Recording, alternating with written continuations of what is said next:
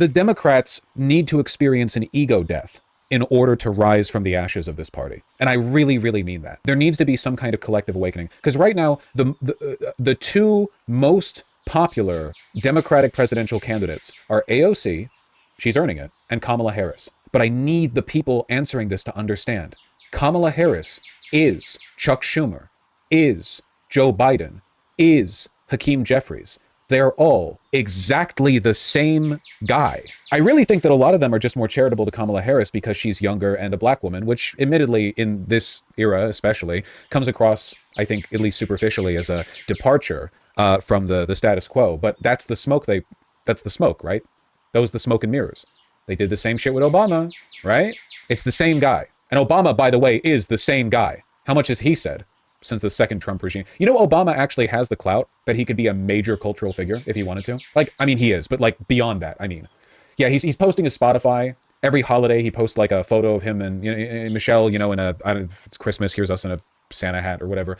But he could be like genuine, like slash the resistance type material if he was more aggressive about it. But he's not because he doesn't want to be, because he already won. Obama kicks his feet up at the end of every day, smugly confident in the knowledge that history will remember him as a better president than the people who came before or after. And he's correct, and that's all he wanted. It's all ego to him. That's the only thing he cared about. Speaking of ego. So that's an interesting point. I mean, I think Obama did all right with what he was given. Obviously, he could have done a lot more in terms of being a staunch progressive and getting like really progressive healthcare reform passed, like universal healthcare or a public option. But it's possible he didn't genuinely believe in it. It's possible he just campaigned on it. And so he was just doing what he thought was best and what he thought was most effective. And that happened to be the ACA. So I don't know if he necessarily is just like, oh yeah, I did the bare minimum, which is be better than the other presidents. As for the ego death the Democratic Party needs to suffer, he says, well, yeah, I think that's true. And I think that's already kind of happened. I think they felt humiliated after Trump defeated Harris. I think they were pretty confident in Harris. She ran a solid campaign, but nonetheless lost. She had this truncated campaign that, you know, she only joined in August and had Tim Walz in August. And so she was only the candidate, the nominee for a few months.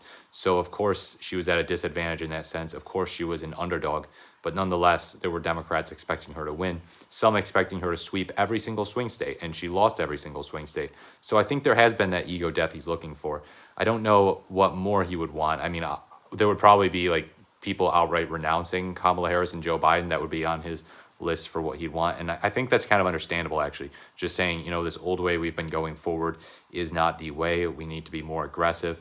We can't have these people who are just centrists running the party. We need to have people who are more open to hardcore progressive, if not socialist ideals, because Vaush is a socialist. And I think that's what he would like to see from the Democratic Party.